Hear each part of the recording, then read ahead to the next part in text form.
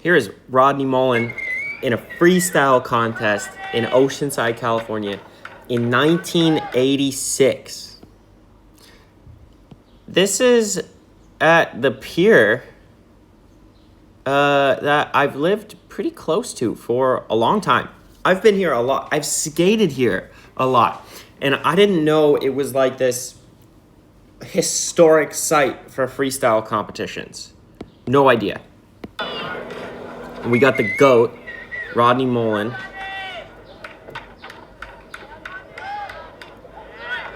On a little twin tip freestyle board in 86. So that probably puts him in his 20s. I don't know exactly.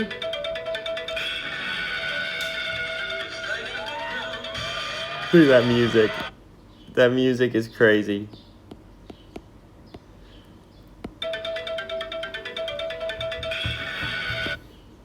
All right. Something that Andy Anderson taught me, and I have not mastered it, is when you're spinning really fast, right? You actually put both your hands in front of you.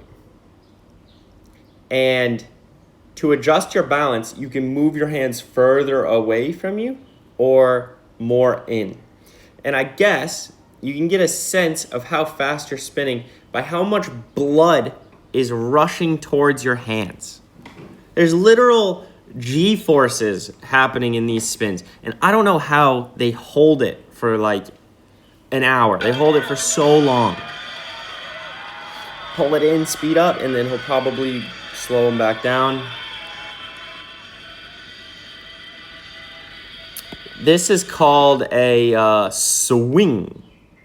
And I do this now every single day. If I'm coaching and I'm waiting around, I will literally do this, trying to figure out this motion. This motion is so hard. It's crazy that this type of skateboarding, I mean, this is 1986. This is before anybody knew about skateboarding, okay? It's crazy that this type of skateboarding laid the foundation for what we do now. But freestyle skating has like almost no education. Meaning like generally skaters who start aren't like educated on what freestyle tricks are or how they originated or any of these things. And myself included. And I just feel like it would be so beneficial for the average person to learn how some of these freestyle tricks work. Because obviously in the modern era, we have better gear and better foot positions and better techniques, and we actually know how ollies work, and we're starting to really get the hang of things. But like, this impossible is as good as, you know, some current pros impossibles. And the board control, being able to manual and spin, and understanding that when you turn your board a certain way, your wheels roll forward and backwards. Like, there's a lot of little things that, you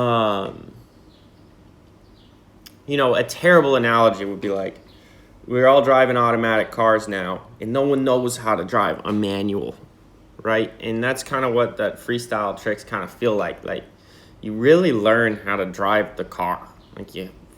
Like you can just being able to tip toe side or heel side as your board's turning changes the direction your wheels are rolling. That's such a trip to me. And I went 20 years without knowing, and it's like, man, I could have just studied a little bit of freestyle when I was a kid and had a much better understanding for how things work. I don't think freestyle is like the answer to everything, but I think knowing nothing about it as a skateboard culture is a bit egregious.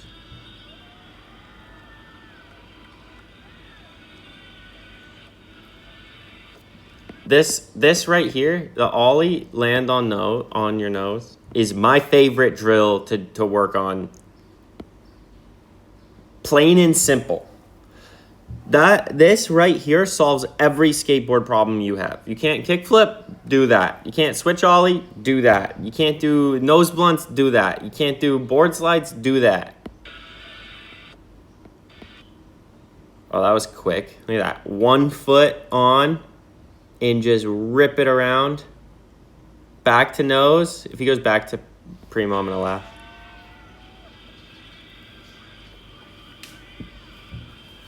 Part of the problem with freestyle is there's so much going on that if you don't do it, you just don't know what's going on. So, like, sometimes what makes skateboarding so cool and appealing is the simple yet very cool looking things. Tech in general is just not that appealing. Like, you're not gonna get like mainstream adoption of something that's like super technically difficult. Mainstream adoption is going to come from like tray flipping El Toro, right? But I think the history is so interesting and quite cool, and I do feel a little bit of a like I'm drawn to understanding like the history of freestyle a little more, just a little bit, and some of the basic stuff, just in case like I'm missing anything that's really important. Right, when you look at park skating, this is a great example. You look at park skating and the current best park skaters in the world. Well, actually 5 years ago, it's changed now.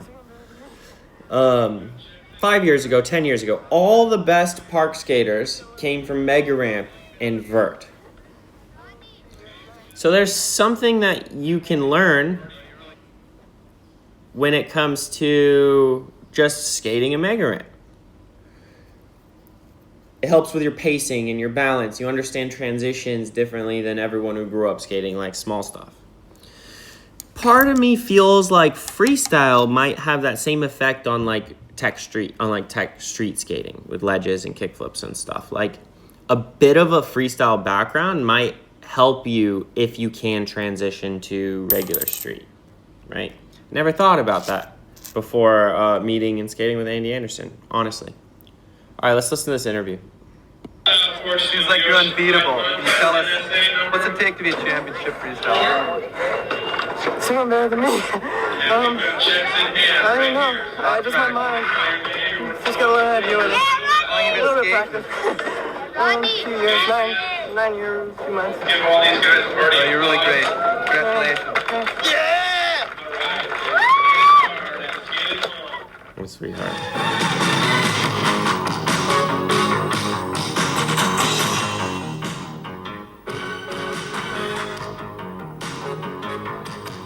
Man, skateboarding has changed so much. This is the most 80s edit I've ever seen in my life. From the shorts, to the pads, to the music.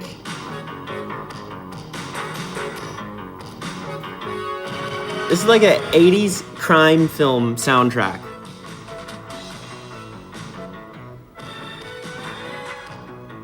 I would love to learn that. Rodney's been super important in my skate career.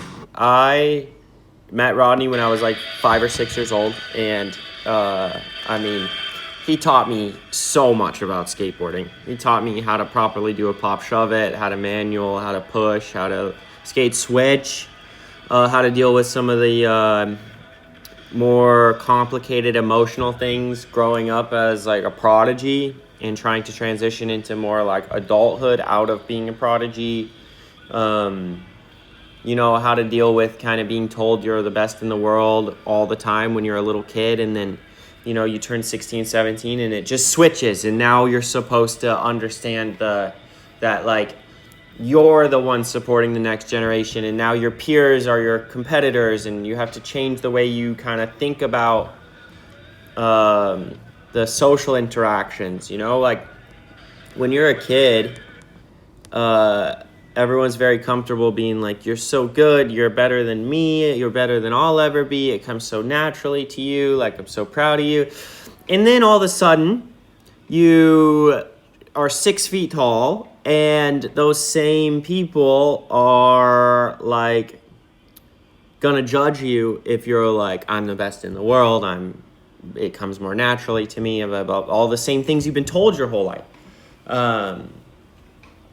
It's not like woe is me, but it is like I'm thankful that Rodney was there to help with the skating and also to help just with transitioning, growing up a little bit, and what it's like to be in the industry. And kind of like he would point out a skater and be like, look what he's dealing with.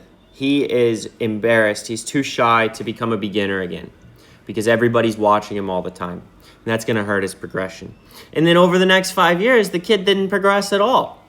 And I was like, wow, like Rodney really nailed that. Like, and it just solidified a lot of these ideas, kind of like how to skate and how to grow up. So I'll always have so much appreciation for Rodney, both culturally and also like personally. It's just been like such a cool experience to be able to learn from that guy.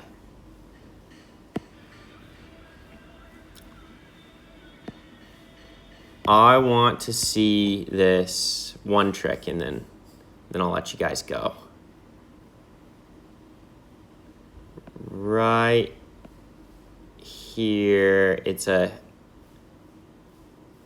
half cab. Yeah.